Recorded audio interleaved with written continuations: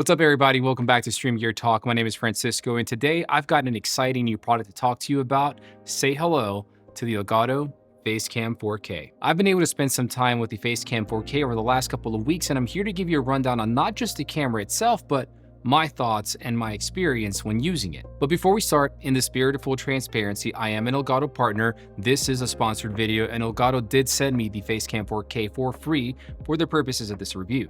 So let's talk about what the Elgato Facecam 4K actually is. It's a USB webcam capable of shooting at up to 4K 60 FPS or 4K 30 uncompressed. Of course, being an Elgato product, the Facecam 4K comes with some nifty camera hub support, allowing you to dial in settings such as ISO, shutter speed, and white balance, much like you would see in a DSLR or mirrorless camera. In addition to that, you also get the ability to pan, tilt, and zoom the camera, as well as setting up to 4 different camera framing presets. On top of shooting video at 4K 60 FPS, the Facecam 4K supports shooting in both standard and high dynamic range. Now, as far as the nitty-gritty tech specs are concerned, the Facecam 4K comes equipped with a Sony Starvis 2 CMOS sensor, an Elgato prime lens, aperture of f/4.0, 21mm focus length, focus range of about 11.8 to 47.2 inches at 4K, and a 90-degree field of view.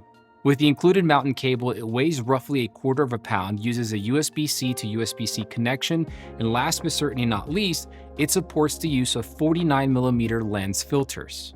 Yes, you heard me correctly, filters, but more on that in just a bit. In the box, you get the Facecam 4K, the monitor mount with a 1/4-inch thread adapter, and a USB-C to USB-C 3.0 cable measuring in at about 79 inches or about 6.5 feet, which is half a foot longer than I am tall. Now, of course, all this technical word salad doesn't mean a thing if the camera doesn't perform. So, how does it perform?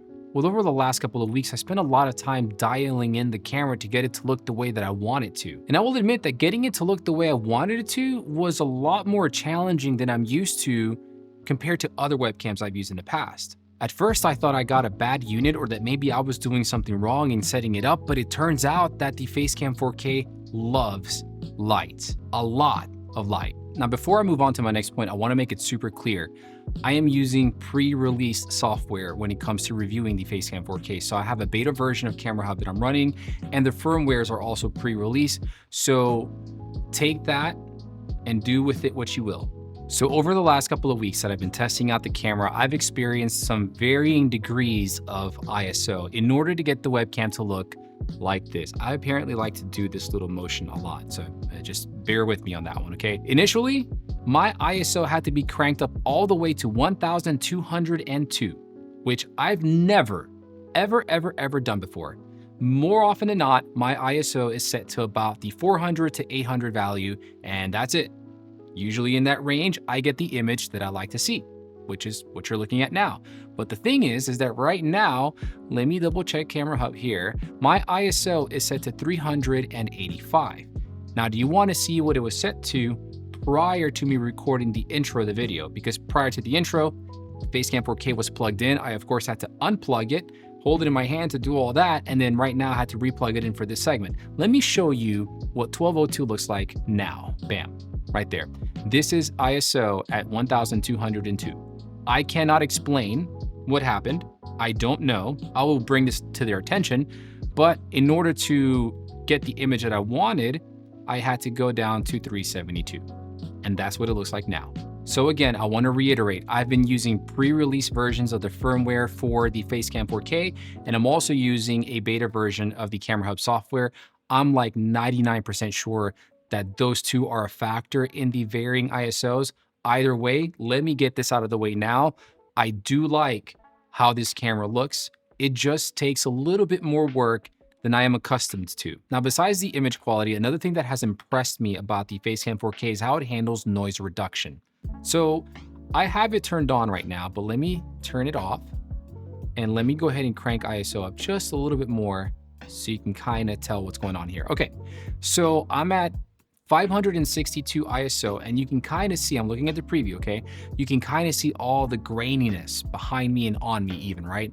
If I take noise reduction and I put it on medium, it's practically gone. My ISO is higher than I like it to be for the kind of image I want to produce here, but the noise is practically gone.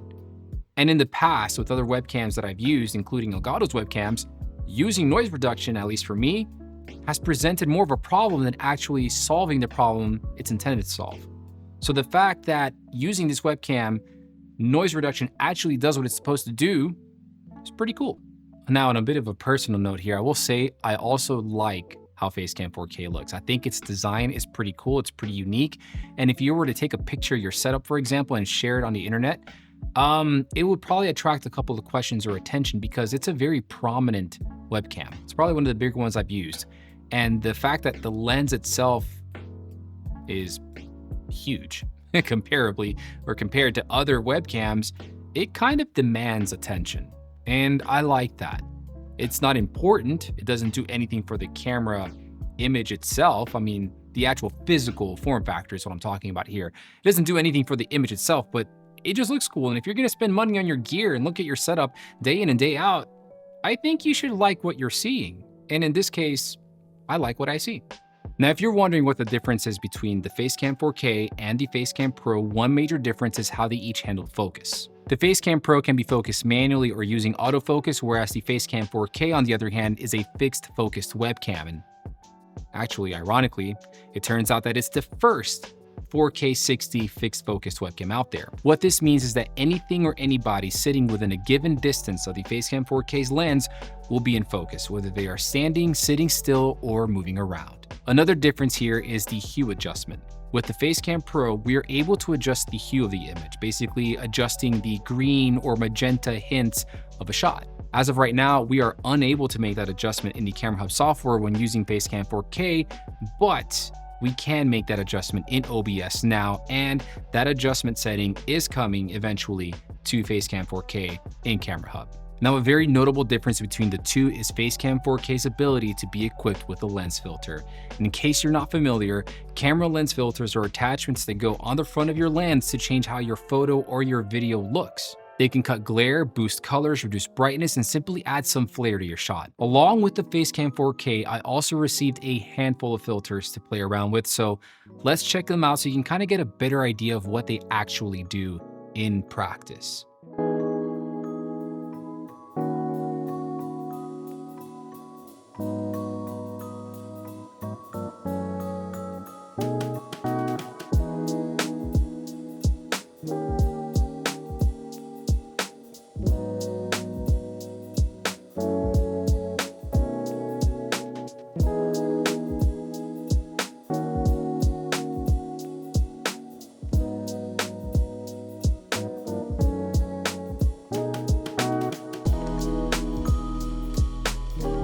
So let's get back to image quality, because overall, I'm incredibly happy with the image that the Facecam 4K is producing here, and I can definitely see this working out for a just chatting streamer or really any kind of streamer out there that just wants a very easy plug and play solution when it comes to adding your beautiful face into your content.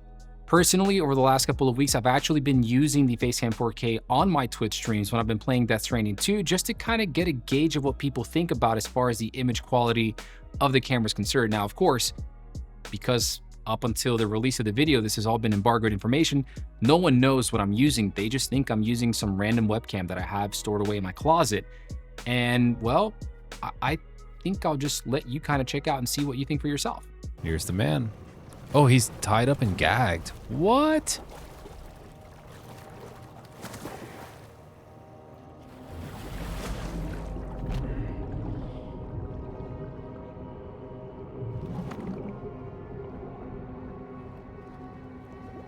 That was crazy. Why? His like persona changes the minute he puts on the headband. This is so cool. Using the Facecam 4K set to 4K 60 FPS or maybe even 4K 30 FPS as a Facecam overlay over your gameplay produces an incredibly crisp, clear, and beautiful image. Not to mention that I also love the fact that this is a plug and play webcam. Yes, you have to tinker around with the settings and dial it into what you want to get out of the webcam, but once you're done with doing that and you save your settings to the camera itself that you have plugged in via USB to your computer, that's it. That's it. Anytime you start up OBS or Meld or whatever streaming software it is that you use, your Facecam 4K will turn on and you'll be good to go without having to touch your settings again. Unless, of course, you go out here and change something like your lighting or the angle of the camera, for example. But if everything else stays true, then you never have to touch settings ever again. And that's a great thing, because as much as I love using my R50 over here, I also find a lot of value in using something like the Facecam 4K, because with the R50, I have to constantly plug in a couple of cables and unplug them when I'm done. And I know it's a first world problem, but it's kind of annoying to do that every single time that I want to go live. Prior to the release of the Facecam 4K, I felt like the Facecam Pro absolutely nailed my skin tones, the colors, the image that I wanted out of a premium 4K webcam, and I'm happy to say that I'm equally pleased with the results that I've gotten with the Facecam 4K, albeit with a little bit more work. I like how it handles my skin tones. I like how I can set the sharpness, I can set the ISO, I can set the shutter speed, I can adjust the white balance, all that manually. I'm able to stay in focus by staying within the pretty large focal range. I'm able to be in focus. If I decide to get up and move around, I don't have to worry about the Facecam Pro focus hunting me down. I'm in focus so long as I'm within the focal range of the webcam. As impressed as I am with everything that we've covered so far in regards to Facecam 4K, I will tell you that by a country mile, the most impressive thing is its price point. You see, we were introduced to Facecam 4K some time ago, all right? And when we were introduced to the camera, I thought easily this is gonna cost $300, just like the Facecam Pro, because this is a 4K 60 webcam and this is a 4K 60 webcam. But Facecam 4K isn't 300 bucks. It's not $250. And as a matter of fact, you can get your Facecam 4K today for $199.99. And when you take into consideration the fact that you get 4K 60, 4K 30 uncompressed, a fixed focal range, and the fact on top of all that, which is the craziest one of them all, lens filters for 200 bucks is crazy. It takes a little bit more work than you're probably used to get this camera dialed in to look the way that you want it to. And if you're somebody who has never touched a webcam and you're just getting started as a streamer, this might seem intimidating. The good news is that it's really not that difficult at all. I honestly recommend just dive straight into the deep end. Don't go for a DSLR mirrorless camera, because that's actually crazy if you're just getting started. Do I recommend the Facecam 4K? Abso-freaking-lutely yes. Again, $100 less than the Facecam Pro with some additional extra features, and honestly, yes, the fact that you can use lens filters and that it's a fixed focus lens. Who would I recommend this camera for? Honestly, if you're just getting started, if you're trying to add an extra camera to your setup, if you're trying to upgrade from a cheaper webcam, this is a fantastic webcam to go with. There are not many webcams out there that can capture at 4K 60 or uncompressed 4K 30 and give you the ability to adjust things like your ISO, shutter speed, and white balance like you would in a mirrorless or DSLR camera. So that's it. This is the Facecam 4K. I think this is a phenomenal little webcam. It's the little webcam that could and can and will. So if you have any questions whatsoever, please leave them in the comment section down below. I appreciate you hanging out this long. And if you enjoyed the review, you found it informative and helpful, do me one favor, just like the video. If you don't want to sub, you ain't got to sub. Just like the video and comment that I helped you out. And until next time, be good to yourselves, be good to one another. Peace out.